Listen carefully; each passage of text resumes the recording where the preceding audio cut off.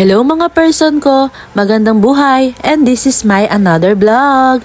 Enjoy watching!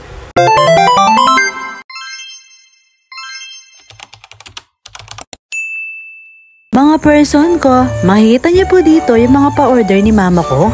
Sa mga time nga po na to ay gumagawa na siya ng latik ng ubihalaya at kalamay. Nag-i-start na nga rin po pala sila magprito ng rellenong bangus. Sayang nga po dahil hindi na namin matitikman dahil sold out na po. At eto naman po yung kalamay nasi. Sinisimulan na nga po para matapos na rin po. Yung mga leche plan po na yan ay pa-order din po. Ang dami po, diba?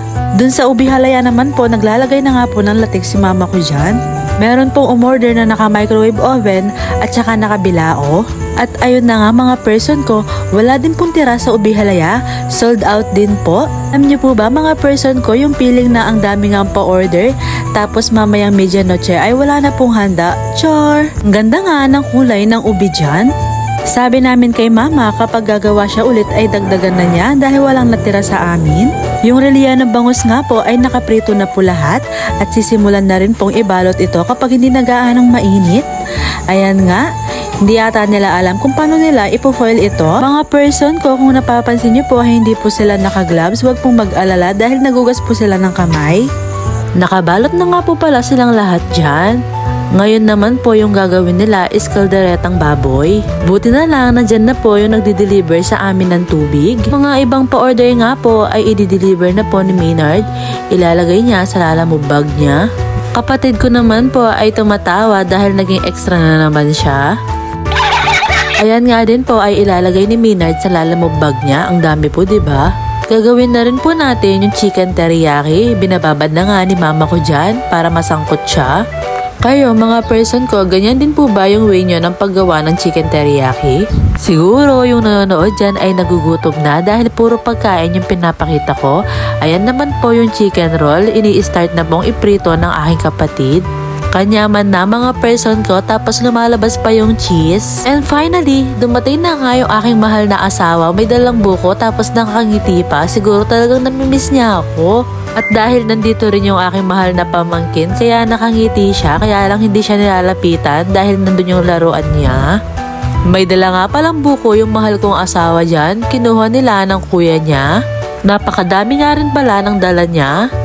Thank you po sa mga buko. Meron nga rin palang in-order si ate niya sa amin kaya mamayang uuwi kami ay dadalhin namin. Tapos itong asawa ko kinuha niya nga yung pambayan niya sa sasakyan.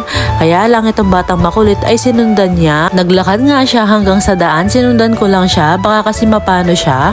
At eto na nga yung kalderetang baboy natin. Ang sarap-sarap ata niyan. Parang gusto kong tikman pero hindi pwede dahil order nga yan. Mas masarap nga pala lalo yan kung may sili. Gawa na rin po dyan yung sauce ng chicken roll. Alaska ebap at saka cheese yung ginamit nila dyan. Pupunta nga sa Osave yung dalawang yan kaya nagbababay. Dahil tapos nang ihawin lahat yung mga manok na pang teriyaki ay iniluluto na nga ni mama ko. Wala nga dito yung video niya na nag-iihaw sila. Nasa isang cellphone ko, hindi ko na po nasama. Pero nasa reels ko naman po kung napanood nyo po yun. Makikita nyo na nga po dito yung lahat ng pa-order ni mama ko. Masayang masaya na naman nga si mama ko dahil marami siyang pa-order talaga.